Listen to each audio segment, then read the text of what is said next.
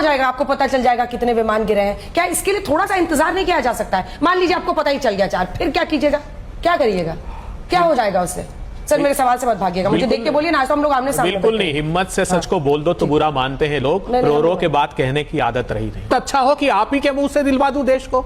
एक दिन पहले दोस्तों, मैं पूरा वीडियो नहीं चलाऊंगा, लेकिन एक दिन पहले का कार्यक्रम है जिसमें मैं मौजूद था, जिसमें बहुत जायज सवाल आज तक ने खड़े किए, वो आपको देखना चाहिए। सवाल आपके साथ इस बार मैं शुरू करना चाहती हूँ। वो कह रहे इतने दिन से कि आतंकी वहां बैठे होंगे, वो तो आर्मी उनको ले जाके पहले ही सेफ जगहों पर बिठा चुकी होगी। बिल्कुल नहीं। फिर क्या इसको टारगेट करना ठीक रहेगा?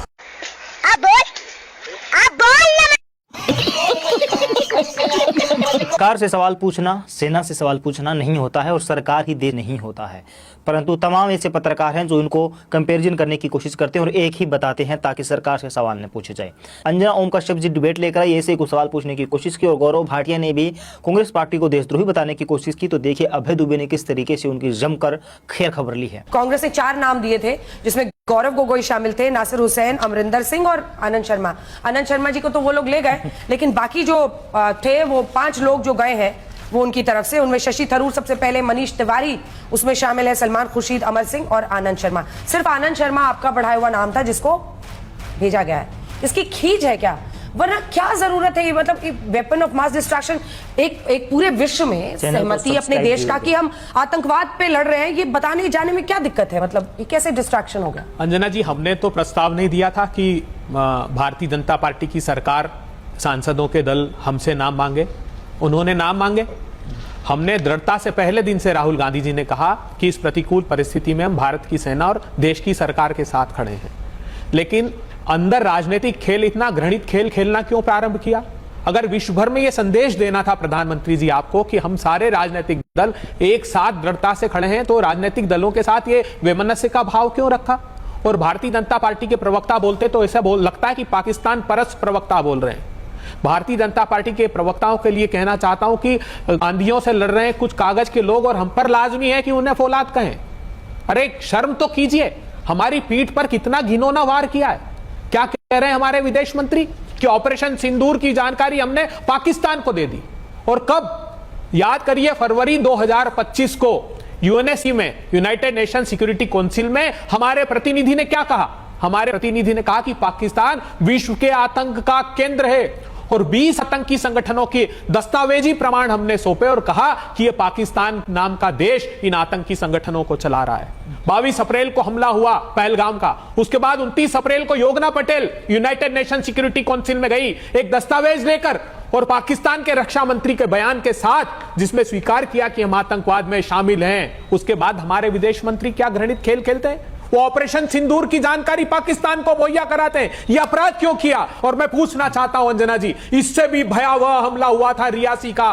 50 लोगों पर, हमारे तीर्थयात्रियों पर जून 2024 में गोलियों से हमला किया, 9 लोगों की हत्या कर दी और 41 के सीने पर गोलियां लगी। वो तो बस खाई की तरफ चली गई तो आतंकवादियों की पहुंच के बाहर हो गई, नहीं तो 2 गुना पहलगांव से बड़ा हमला था। उसके बाद क्या किया हमारे विदेश मंत्री ने? वहां डिनर करने चले गए शाहबाज शरीफ के यहां, क्या कहकर कि एससीओ का सम्मेलन, शंघाई कोऑपरेशन ऑर्गेनाइजेशन। अरे वो आए थे हमारे देश में, G20 का सम्मेलन था, चीन और पाकिस्तान ने आने से मना कर दिया। तब ये सदाशयता आप नहीं दिखा सकते थे। आज दुर्भाग्यपूर्ण बात है, आतंकवाद जैसी घटना में विश्व का एक देश हमारे साथ नहीं है। चीन ने तो अपनी PL-15C-10C विमान और मिसाइलें भेज दी, तुर्की ने ड्रोन भेजे और ऑल वेदर अलाई हमारा जो रशिया था, दिमित्री पास्को, जो वहां रूसी राष्ट्रपति की प्रवक्ता है, वो क्या कहती है कि भारत और पाकिस्तान दोनों हमारे पार्टनर हैं। नहीं तो कहा करते थे शिखर से भी पर्वत की आवाज दोगे तो हम भारत के साथ खड़े हैं।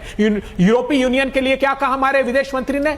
जब उन्होंने कहा कि दोनों संयम बरते तो उन्होंने कहा हमें उपदेशों की आवश्यकता नहीं। कौन सा देश हमारे साथ है? अभी क्यों गए नेवी के चीफ प्रधानमंत्री से मिलने? बताइए देश को। क्या इसलिए गए कि द यांग हांग ही, जो चाइना का सबसे बड़ा जासूसी बेड़ा है, सबसे बड़ा, हिंद महासागर में हमारे किनारे पर खड़ा कर दिया? ना तो क्वाड के देश हमारे साथ है, ना सार्क के देश हमारे साथ है, ना G20 के हमारे साथ हैं। अभी क्या हुआ? इस्लामिक ऑर्गेनाइजेशन के संगठन की मीटिंग में यह प्रस्ताव पारित कर दिया और आप खबर छपवा रहे हैं कि पाकिस्तान परास्त हुआ। उन्होंने कहा कि एक संयुक्त प्रतिनिधिमंडल सुनिए, तो फिर अपने सांसद भेज क्यों रहे हैं? भेजी, मैंने आपको पूरा बोलने दिया। फिर क्यों भेज रहे हैं? जब सब कुछ खत्म ही हो गया, खराब हो चुका है, बर्बाद हो चुका है, डेलीगेशन जा रहा है, तो क्यों भेज रहे हैं अपने ये प्रधानमंत्री जी से पूछिए कि आप सांसद अपने क्यों भेज रहे हैं? नहीं, हम तो देश की सरकार के साथ हैं, लेकिन 151 देशों की 151 यात्राएं विदेश की 74 कंट्रीज वो गए, 10 बार यूएस गए। यूएस ने क्या कहा? आखिरी बार यूएस ने फॉल्स इक्विवेलेंस। अंजना जी, हमने ये किया, हमने वो किया, ये कहां का, कौन सी रिसर्च टीम आपकी बैठी हुई है? एक आवाज में क्यों नहीं बोल सकते सर? क्या हो जाएगा? आपको पता चल जाएगा कितने विमान गिरे हैं, इसके लिए थोड़ा सा इंतजार नहीं किया जा सकता है? मान लीजिए आपको पता ही चल गया 4, फिर क्या कीजिएगा? क्या करिएगा? क्या हो जाएगा उससे? सर मेरे सवाल से मत भागिएगा, मुझे देख के बोलिए ना, आज तो हम लोग आमने सामने। बिल्कुल नहीं, हिम्मत से सच को बोल दो तो बुरा मानते हैं लोग, रो रो के बात कहने की आदत रही नहीं। बोल के हम सरकार से पूछना चाहते इसमें क्या, अगर कुछ दिन वेट नहीं कर सकते, अभी तो हमें दुनिया के सामने बताना है टेररिज्म। वो चाहते हैं कि कश्मीर इशू देखें, हम चाहते हैं टेररिज्म इशू बने, ये हमारा सबसे बड़ा कंसर्न है। मैं देश के हर निर्णय में, देश की सरकार के निर्णय में साथ हूं, लेकिन जो सरकार सवाल और आलोचना से डरे वो आतंकवाद से नहीं लड़ सकती।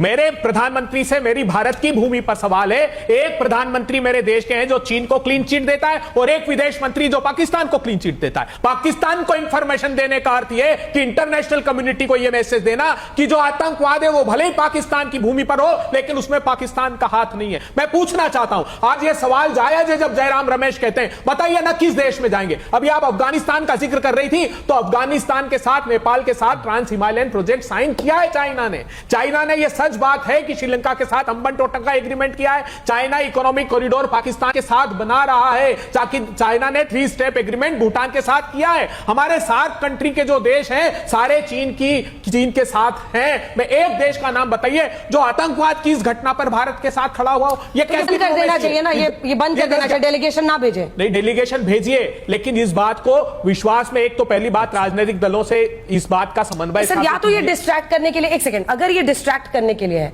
तो आप तो उनके हाथ में हथियार बन रहे हैं। देखिए, अपने सांसद भेज के।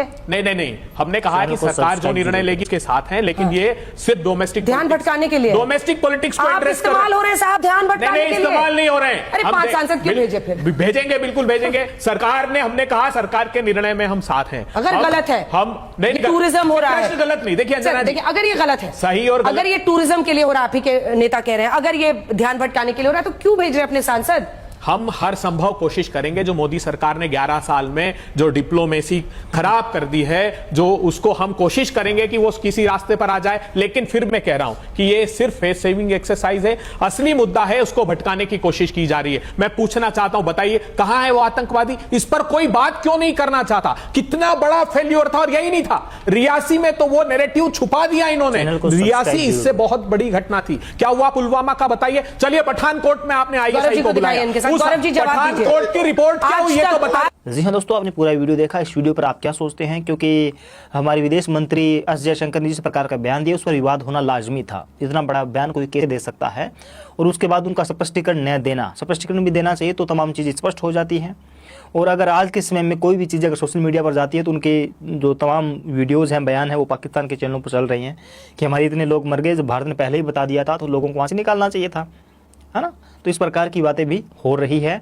और वहाँ पर लोग कह रहे हैं कि ऐसा आपने क्या एक्शन किया कि आपने पहले लोगों को सूचित कर दिया कि आप आतंकवादियों पर हमला करना चाहते हैं। पाकिस्तान की सेना और आतंकवादी एक ही चीज़ है। हाँ, ये जरूर है कि विश्व में अपनी छवि सुधारने के लिए, विश्व में ये बात रखने के लिए कि हमने आतंकवादियों पर ही हमला किया है, यह एक प्लस पॉइंट भारत सरकार के लिए हो सकता है। परंतु आपने बयान कुछ इसी प्रकार से दिया कि आप पर ही सवाल उठ रही हैं और पूरी नरेंद्र मोदी सरकार की किरकिर करा दी है। बाकी आप क्या सोचते हैं, नीचे कमेंट करके जरूर बताएं।